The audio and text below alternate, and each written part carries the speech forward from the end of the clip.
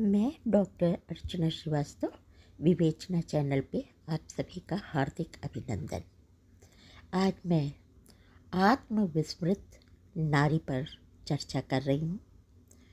एक नहीं दो मात्राएं नर से भारी नारी।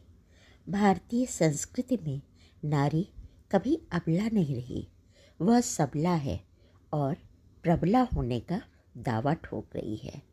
देवताओं ने अपनी अपनी शक्तियाँ देकर दुर्गा का आह्वान किया था। नारी सौम्य भी है और रौद्र भी। वो सरस्वती और लक्ष्मी है तो मुंडमाला धारण कर रक्तपान करने वाली काली भी। इसलिए नारी में 9 रूपों की कल्पना की गई है।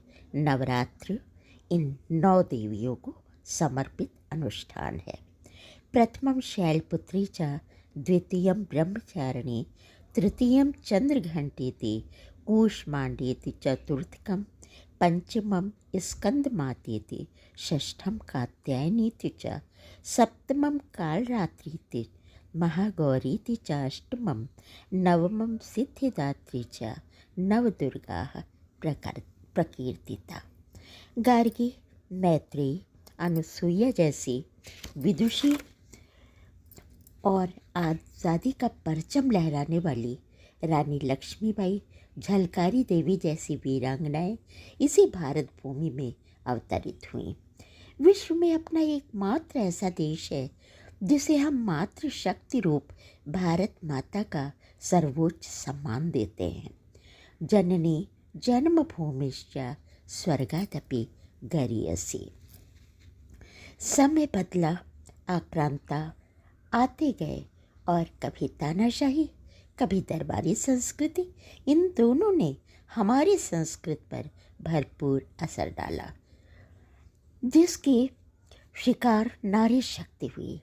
यहाँ तक कि इस देश में भ्रूण हत्या, बाल विवाह, सती प्रथा जैसी तमाम कुरीतियाँ जन्म लेने लगीं।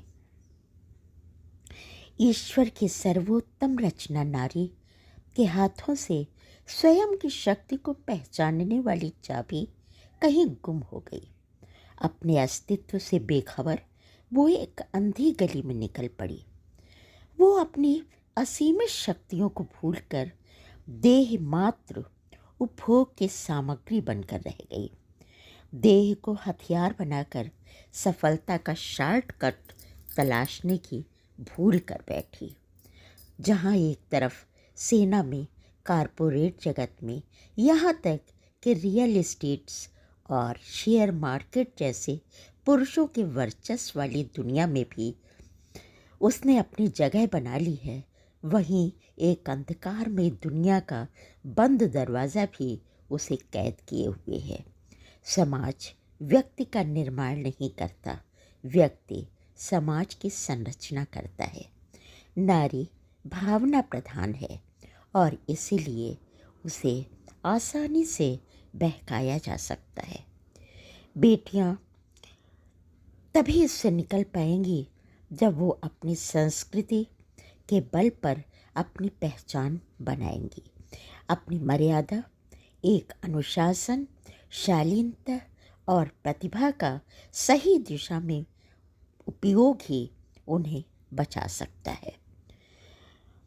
उन्हें मानना ही होगा कि देह कर्म का माध्यम भर है, वह हथियार नहीं। वास्तविक सफलता तो प्रतिभा से अर्जित की जा सकती है और सफलता का कोई शॉर्टकट नहीं हुआ करता। हमें ओलंपिक में भारत का तिरंगा लहराने वाली बेटियों, wing commander Vyomika Singh, colonel Sofiya Qureshi, minus तापमान में और आग उगलते सूरज के ताप में मुस्तैदी से सुरक्षा में लगी नारी सैन्य शक्ति से प्रेरणा लेनी चाहिए।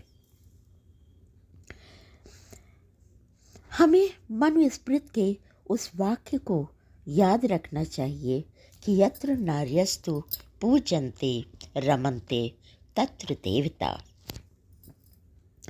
ज़रूरत सिर्फ अपने अस्तित्व को, अपनी शक्तियों को पहचानने की है।